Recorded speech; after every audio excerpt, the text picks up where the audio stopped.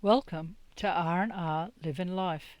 In this episode, Rick and I make our way further along the Princess Highway through ranges, rainforests, windy and steep climbs to Cann River.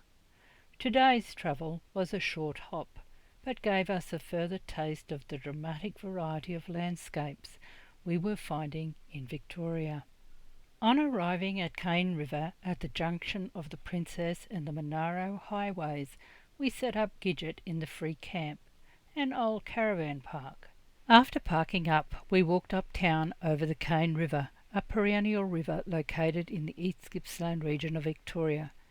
The river rises southwest of Granite Mountain in remote country on the eastern boundary of the Urundra National Park, centred on the Urundra Plateau, a southward extension of the Monaro tablelands in New South Wales. The river descends 1,080 metres over its 102-kilometre course before reaching its mouth with Bass Strait at the Tamboon Inlet. Other points of interest around town were the lyrebird statue in park that I found impressive, as well as the mural on the side of a building. Also the Cann River Hotel that has a long history as one of the first buildings in the small ex-timber town. We then went exploring, making our way to Point Hicks, but unfortunately the road was closed, so instead we made our way to Tamboon Inlet at Furnell Landing. The granite headlands of Point Hicks were the first land sighted by the crew of Captain Cook's Endeavour in 1770, and today it is said to have a fascinating lighthouse on the wild and rugged coastline. It would have been interesting to see Point Hicks's lighthouse, but today was not our day, so instead enjoyed the drive along the well-maintained gravel section of the road out to Tamboon Inlet. The inlet is on the southeast coast of Victoria and is a small shallow waterway with mud and sand bottoms, which is generally closed to Bass Strait, although on occasions it is opened by prevailing weather and water levels, or artificially opened by the Catchment Management Authority to prevent flooding of its built assets. I was surprised by the tannins in the water, but with the inlet surrounded by forest and trees, I should not have been surprised. But what a great place if you are a fisher person, as it is part of the Point Hicks Marine National Park, where there is a colourful seascape of sponges, sea squirts, sea mosses, sea fans, abalone, sea stars, fanworms and delicate nanny branches that lie beneath the surface amongst the forests of seaweed, while schools of butterfly perch, silver sweep, long-finned pike and banded moorwongs reside within the coloured algae and seagrasses. Such an important area to safeguard this unique and diverse marine habitat. We made the most of our time at Cann River, even with the overcast weather and occasional light shower. It always surprises me that when we have a free day, it somehow can turn into an outing. But if there is somewhere to explore, Rick is sure to find it, and I am happy to say it always turns into an interesting adventure. After our time spent at Cann River, we made our way towards Nowa Nowa, but first we had to discover what else was in the area, stopping in at Mackenzie River Rainforest Walk. The Mackenzie River Rainforest Walk in East Gippsland is a warm, temperate rainforest. We walked along boardwalks and over swinging bridges to get a clearer picture and insights into the different levels within the rainforest. On the edge of the rainforest was a wet eucalypt forest, with the main types of trees tall river peppermints and messmates. Their leaves hang downwards, letting sunlight through to the forest floor, where a variety of grasses and shrubs grow beneath the trees. Further along were the canyucas that thrive in the river gullies of East Gippsland, as they can withstand frequent flooding and setting the initial canopy for larger forest trees to grow up through. Their horizontal leaves dominate the forest canopy, blocking out most of the sun's light. The moisture trapped beneath the canopy and the air became quite humid. Millions of years ago, the Australian continent was largely covered by rainforests. An increasingly dry environment favoured the evolution of a new vegetation types, the eucalypts and wattles, that now dominate the Australian bush. The rainforests retreated to isolated, sheltered sites. By the time European settlement, rainforests covered less than 1% of the country. In the last 200 years, agricultural clearing, logging and burning have further decreased the rainforests to tiny fragments. So going for a walk in what remains of one such unique and fragile environment at Mackenzie River Rainforest Walk was incredible. I had been surprised to find rainforests in small patches in sheltered sites such as gullies and along streams as we travelled along the Princess Highway. Rainforests are found in temperate regions as well as the tropics. In Victoria there are two types: warm temperate rainforests, which is a low land type, rich in plant types and typically draped by climbers, and the cool temperate rainforest that is generally found at higher altitudes and is sometimes exposed to snow, characterised by a rich variety of ferns, mosses, lichens and liverworts. I was astonished by all the plants that were growing in the moist, cool and often very shaded areas, like mosses, lichens and small ferns, that grow as epiphytes, anchoring themselves to trunks and branches. It was like a fairy tale, and I was in some mystical place. These epiphytes trap rotting leaves and nutrient-laden rainwater for food. On the forest floor, ferns grew instead of grasses, with their delicate spreading fronds catching the filtered light.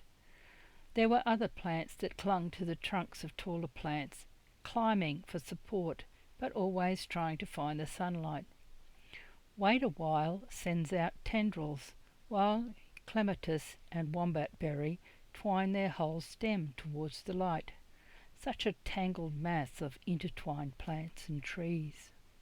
The rainforest was full of noise, not only the constant drip of water, but the pigeons and currawongs that were waking to feast on the fleshy fruits, dispersing the seeds, while small birds like the rose robin were taking moss from the tree trunks for nesting materials. So much life we could hear. On the forest floor, bacteria, fungi and invertebrates such as earthworms and millipedes act as decomposers, breaking down fallen branches, leaves and even dead animals, releasing their minerals into the soil. Such a busy natural city, but so refreshing and astonishing. We were showered by water droplets as we strolled through the rainforest. The ever-present sound of trickling water, whip-crap calls of the whipbird, and the creak and groan of the trees as they played in the breeze. It was an incredible experience. It was such a wonderful start to the day. As we made our way back to the boat and Gidget, we passed giant tree ferns, some of the world's largest ferns, with their spreading fronds catching the dapple sunlight that filtered through the forest canopy. As we walked along the road, a small bird was taking a bath in the pool of water. Rick and I spent about 5 minutes just watching the antics of his or her bath. I have difficulty explaining the wonder of such a sight. It was truly magical. I usually miss these very quick little birds. What a way to start the day. We had been to Tamboon Inlet within the Point Hicks Marine National Park, and now to have walked in amongst some of the most amazing rainforest here at Mackenzie River, I was beginning to think I was blessed. Two vastly different ecosystems, both unique, fragile, and extremely important to the environment. We really do live in an incredible country.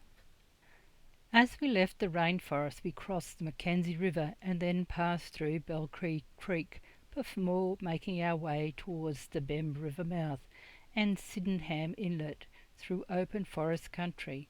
But the road became very narrow with Gidget in tow, so returned to the Princess Highway, but not before seeing some prime Simmental cattle beside Bem River.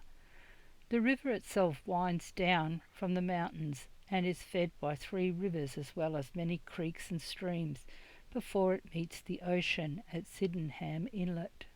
On returning to the highway, we continued along it for some distance before making another alteration, just before Cabbage Tree Creek, where we took the Marlow Cabbage Tree Road through burnt forest country and then onto the Marlow-Conran Road. This time we were passing through Banksia and Manigums in sandier country. I was beginning to think we were going in circles. I get lost following a map, so where there is no map, I am completely out of my comfort zone. We were now heading to the coast and the locality of Cape Conran and the Snowy Mountain Estuary. Cape Conran Coastal Park is tucked away along Victoria's far east wilderness coast. We were passing through more Banksias and Manigums before stopping at the Snowy River mouth. As Rick and I had climbed to the top of Mount Kosciuszko and visited the headwaters of the Snowy Mountains, we were interested to see where it ran out into the sea. While the river's course and its surroundings have remained almost entirely unchanged, the majority of it is now being protected by the Snowy River National Park. The river flows have been dramatically reduced in the mid-20th century to less than 1% after the construction of 4 large dams and many smaller diversion structures in its headwaters in New South Wales as part of the Snowy Mountains scheme. From its main headwaters, predominantly located in the Kosciuszko National Park, the river winds 352 kilometres southwards through inaccessible country comprising private lands and the Snowy River National Park, eventually reaching the sea at French's Narrows, a sandy outlet to Bass Strait, where the waters enter the ocean about 4 kilometres from Marlow. We had stunning views of the crystal blue water and snowy white sand dunes. For country people, we sure do spend a lot of time looking at the ocean or finding water views. I also think that maybe it is the fact that water is so scarce in inland Australia and so many people are reliant on these waters, as those who live along the Murray-Darling do as well. Marlow is located east of the mouth of the Murray River, where it flows into the Southern Ocean. The first settler to occupy the Marlow Township area was James Stirling around the year 1875. He built a bark hut on a bluff that had 2 rooms, bark walls, earthen floors and a shingle roof.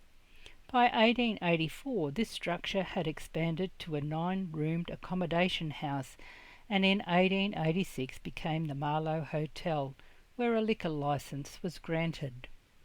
From Marlow we continued on to Orbost, at the heart of the Snowy River country, to pick up some groceries and a walk around town, finding some interesting buildings. Orbost is the service centre for the primary industries of beef, dairy cattle and sawmilling. More recently, tourism has become an important and thriving industry, being a major town close to several national parks that are between the east access to either the surf or the snow. A pastoral run was taken up in 1842, but was abandoned because of hostile Aborigines defending their land. The McLeod brothers took over the run in 1847, naming it Orbost after a place on the Isle of Skye. Settlers came to the area in the 1870s, selecting high land. The Cameron family settled on the rich alluvial river flats in 1876, followed by many other selectors, many of them Scottish migrants. The extensive river floodplain was swampy, but by the 1880s the river flats were being drained, with crops planted on the rich, deep soil, with maize rapidly becoming widespread. Sawmills were established in the area, and the first batch of sawn timber was cut at Orbost in 1882, with the first mill beginning operation in 1878. Pigs were raised in association with dairying, supplying a bacon factory that was established in 1889. The township was proclaimed in 1890 and a bridge was constructed across the Snowy River and a telegraph office established. A butter factory was established in 1893, serving a fledgling dairy industry. By the late 1890s, produce was regularly being exported to Melbourne via coastal trading vessels sailing up the Snowy River to Orbost. The railway from Melbourne arrived in 1916, allowing further agricultural settlement up the valley and exploration of native hardwood forests for timber and railway sleepers. I was interested to see the Orbost floodplain at the bottom of one of the streets we had walked, so very different from those early years of settlement. Because of its remote location, Orbost grew into a self-contained town with many businesses including a hat factory, iceworks and a plaster factory. The town bustled with butchers, bakers, clothing, menswear, cakes, milk bars, electrical, drapery, shoes, haberdashery, stock and station agents, furniture, jewellery, machinery, blacksmiths, doctors, grocers, two picture theatres, ironmongers and garages, and many more trades and businesses. Nicholson Street was lined with many shops, all with ornate facades and shady verandas, though many were empty but still reflected those early years when Orbost was such a bustling township. There was so much to see and learn in Orbost that we could have stayed longer, but it was time to move on. On leaving Orbost, we stopped in at the Forest Park with the historical slab hut, an original 1872 pioneer hut that had been relocated from the Upper Snowy River to now house the Tourist Information Centre. From Orbost we continued on, making our way to Nowa Nowa. The caravan park was very old looking, but had some quirky statues scattered around. Later that afternoon, with what was left of the day, saw Rick and I taking a walk to the lookout, but it was enclosed with trees, so sadly disappointing, so walked back past the sawmill to the bridge over Broggy Creek. We will leave you for this episode as we enjoy the Nowa Nowa Caravan Park with its many quirky additions. I hope you have enjoyed this episode. Join us next time as we visit Sale, Lake Entrance and the 90-mile beach on the southeastern coastline of Victoria that separates the Gippsland Lakes from Bass Strait.